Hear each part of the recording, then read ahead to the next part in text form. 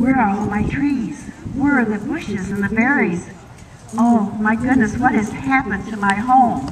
And about that time, he crawled up on this little patch of ground, and he heard the sound coming across from the other shore, and it sounded like this. And he looked up, and there was a strange creature coming that he had never seen before. And it swam closer and closer to him, and the noise got louder and louder. Slap, slap, slap.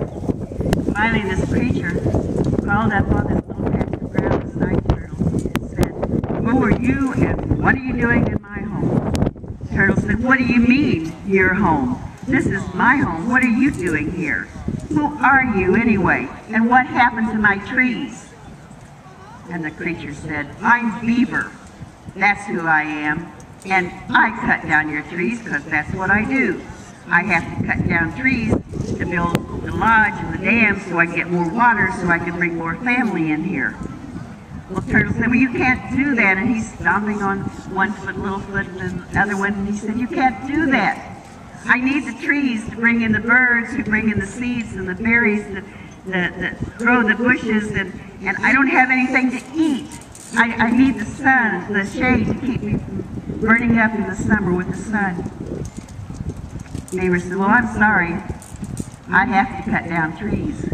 So they decided that they would come up with a contest. And little Turtle, he had a plan. He said, "I'll tell you what. Let's have a test.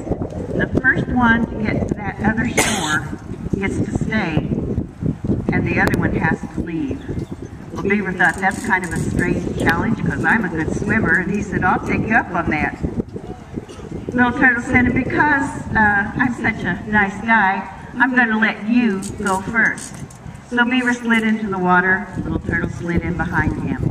And they're swimming across, going across, to get about middle way of the lake.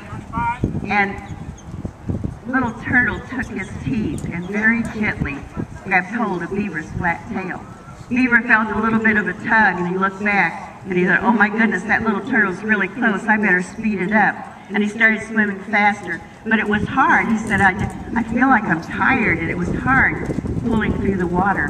They get just close to the shore, and little Turtle takes his teeth and goes, "Real," and bites Beaver's tail. "Yahoo!" said Beaver, and he threw little Turtle over on the island. "I win, I win, I win," said little Turtle. "I don't think so," said Beaver, rubbing his thumb. "You didn't swim over here." Little Turtle says, "Oh, but if you remember, I didn't say the first one to swim over here. I said the first one to get over here." Now we have a dilemma. Should little Turtle, did he really win? Does he get to stay? Does Beaver have to go? Or is there a little bit of trickery there, and little Turtle should go for being just a little sly? Well, they argued back and forth, and then they decided, they came up with a plan. Beaver said, "You know, I don't think I need all of the trees. I can do with half of them. Can you live with just half the trees?" Little Turtle said, "Yeah, I think so." So they did, and before long, there was more dams, more water, more beaver, more turtles, more fish, even some alligators and some snakes moved in. The birds came in, and they built this beautiful, beautiful paradise of a place to live. And Mother Earth was happy because they were taking care of her and taking care of the resources that she gave them. Father God was very pleased because he saw his creatures all living together. And today, you may encounter someone who doesn't look exactly like you, or has a different way of living or dressing or speaking than you. But if you take the time to get to know that person, and you take the time to share with them, Father God is very, very happy because he likes to see his creations living together. And if together we take care of Mother Earth, that makes her happy too. So think about that the next time you want to move away from someone who may not look exactly like you or speak like you. Think about the turtle and the beaver. Thank you. That was a great story, huh? That one I haven't told. The bear, he left the cave. He went hunting along the river. Very delicate. Ah, those brothers. They found him. They killed him. They killed him. And they began backtracking their way along back to the cave. Ah, they came to the cave. They went in. They killed the bear family. And at the back of the cave, they found their sister with the baby. They found her sobbing, sobbing, sobbing, sobbing, sobbing. She told them what had happened. And they took her back to her own village. They took her back to her own clan, along with the baby.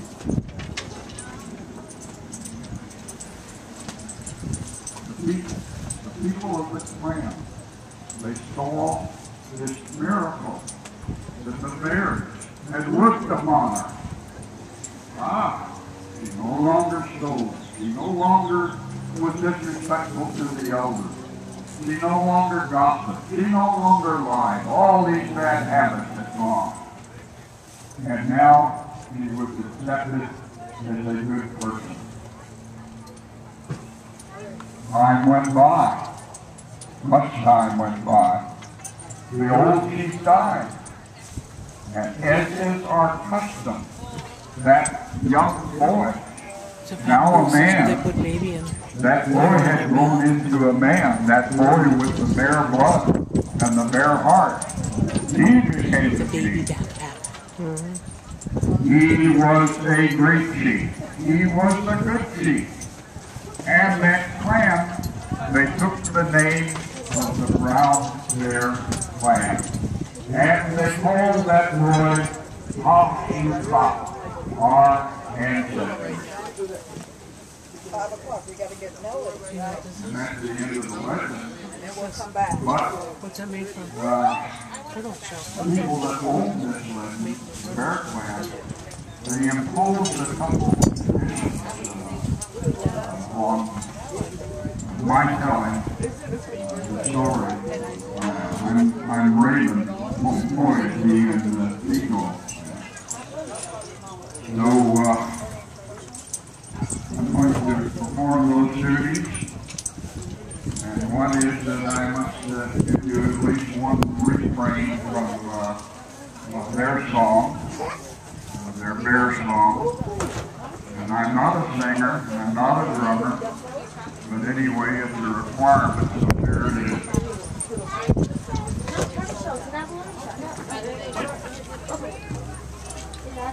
Put the bow and arrow in the older, see? Right, he has a bow and arrow.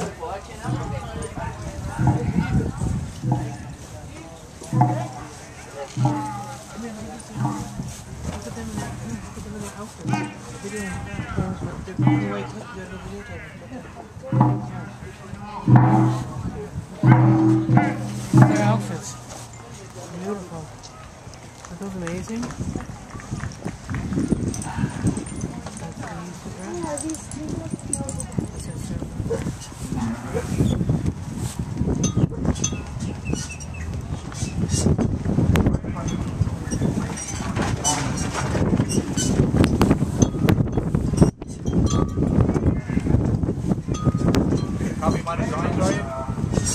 Oh no, I'm just videotaping. It's some of the prettiest stuff I've ever seen.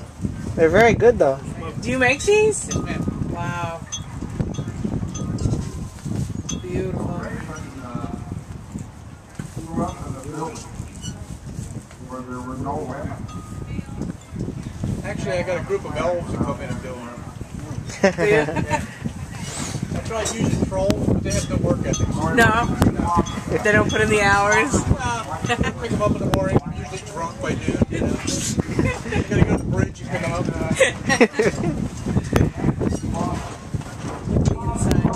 Yeah, I saw that.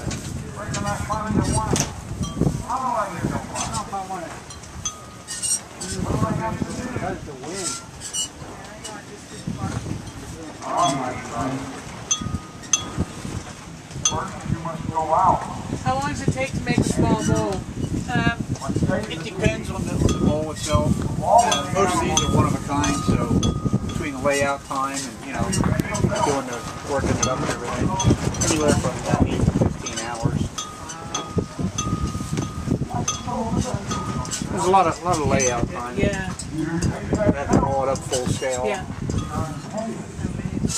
The hardest one is to make the eagle feathers. Which one's that? Oh, okay. You are a good hunter. These are a nightmare to do. Because it's not just an inlay, it goes all the way through. Seems like you should be asking double the price. Pardon? Seems like you should be asking double the price of everything for all the work and stuff. They're just so intricate, so beautiful.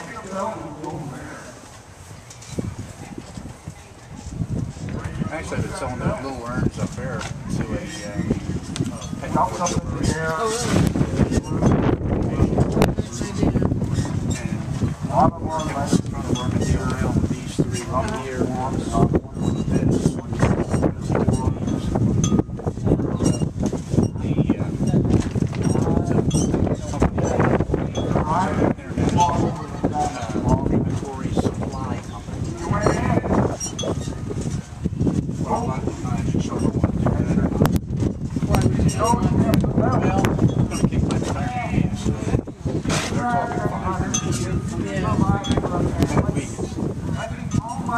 You will have to get those owls, eh? I mean, the little trolls from the bridge.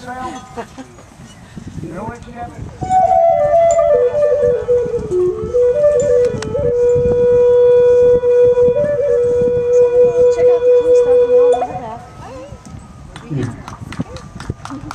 What's this? That's just back. Is there a song I'd like to play? Yeah, I'll play the flute. I believe in my Father. I believe in His Son. And I believe in the power of the Holy Spirit. And this song is called Talking to Jesus.